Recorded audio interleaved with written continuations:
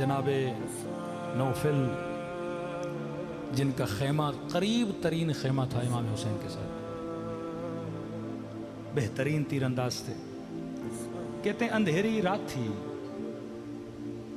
اب ظاہر ہے یہ چوکن رہتے تھے کہیں دشمن حملہ نہ کرے خیموں پر، تو کہتے ہیں میں نے کوئی شبح دیکھا، مطلب کوئی سایہ دیکھا جو امام حسین کے خیمے کے پیچھے جا رہا ہے،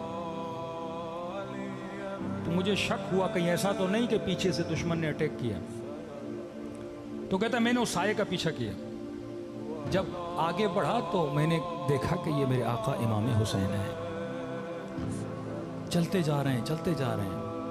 اب کہتا ہے یہ نہیں کہ میں امام حسین کی کوئی جاسوسی کروں کہ مولا کہاں جا رہے ہیں، کہ حفاظت کی نیت سے، کہ رات کا اندھیرا ہے، مولا اکیلے نکلے ہیں، کہیں سے دشمن اٹیک نہ کر دے۔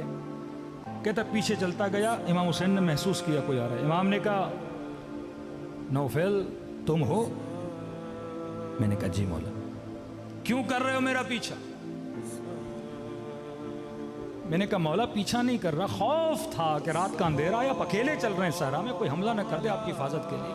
امام نے کہا گیا۔ جناب نوفل کہتے ہیں امام حسین نے میرا ہاتھ پکڑا اور ٹہلنے لگے ہاتھ پکڑ کے صحرا میں۔ اس رات کہتے ہیں کہ چاند نکلا ہوا تھا اور اس کی روشنی نے کربلا کی زمین کو روشن کیا ہوا تھا۔ اتنے میں امام حسین نے کہا کہ نوفل وہ دو پہاڑیاں نظر آ رہی ہیں؟ میں نے کہا جی میرے مولا۔ کہا دیکھ ان پہاڑیوں کے پیچھے کوئی نہیں، نہ لشکر یزید ہے نہ کوئی سپاہی ہے۔ کہا دیکھ اب بھی اگر چاہتے ہو نا جانا تو چلے جاؤ، پہاڑیاں نزدیک ہیں، پیچھے کوئی نہیں، وہاں سے تو چل، اب بھی جانا چاہتے ہو۔ حالانکہ امتحان لے چکے تھے خیموں میں چراغ بجھا کر،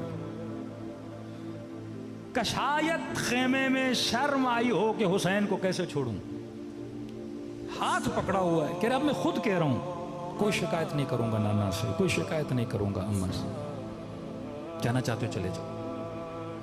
جناب نوفل کہتے ہیں مجھے اتنا دکھ ہوا، میں مولا حسین کے قدموں پہ گر پڑا، کہ مولا حسین مجھے موت سے کوئی خوف نہیں، آپ کو چھوڑ کے زندہ کیسے رہوں گا؟ حسین کو چھوڑ کے کوئی زندگی ہے؟ اور چلا بھی گیا تو قیامت میں زہرا کا سامنا کیسے کروں گا؟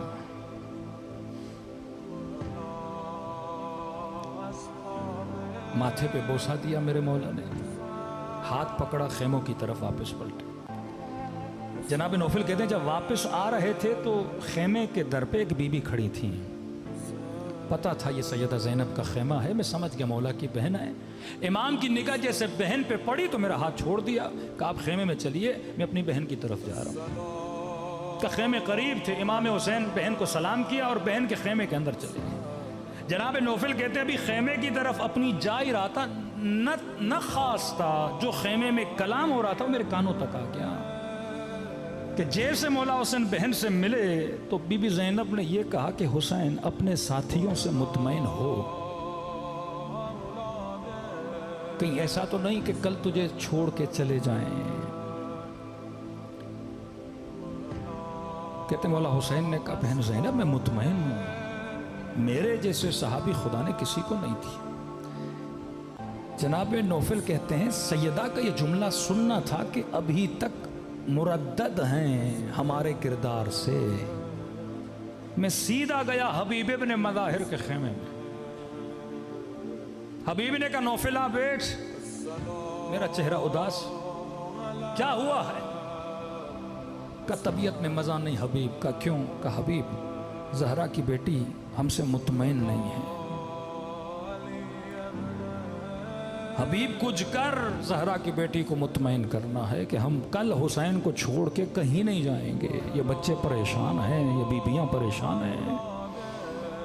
جناب حبیب نے سارے اصحاب کو جمع کیا، میرا کام ہے کہ اپنے امام کو مطمئن کروں اپنی زبان سے اور اپنے کردار سے۔ فرمایا جب بھی مجلس ہوتی ہے تو ہماری دکھیاری ماں اس مجلس میں تشریف لاتی ہیں۔ چھٹے امام کی روایت ہے، کہا ذاکر ابھی تو نے مصائب پڑھے نہیں تو پڑھنا چاہتا ہے، تم سب کے سروں کے پیچھے ہماری دادی زہرا کھڑی ہو جاتی ہے۔ یہ گریہ نہیں، یہ تجدید عہد ہے کہ بی بی آج اگر امام زمانہ آ جائیں تو ہم تیار ہیں۔ فرمایا تیری آنکھوں سے آنسو نکلے نہیں، نکلنا چاہتے ہیں۔ یہ بی بی دعا کے لیے ہاتھ بلند کرتی ہیں، خدا یہ میرے حسین کا زادار ہے۔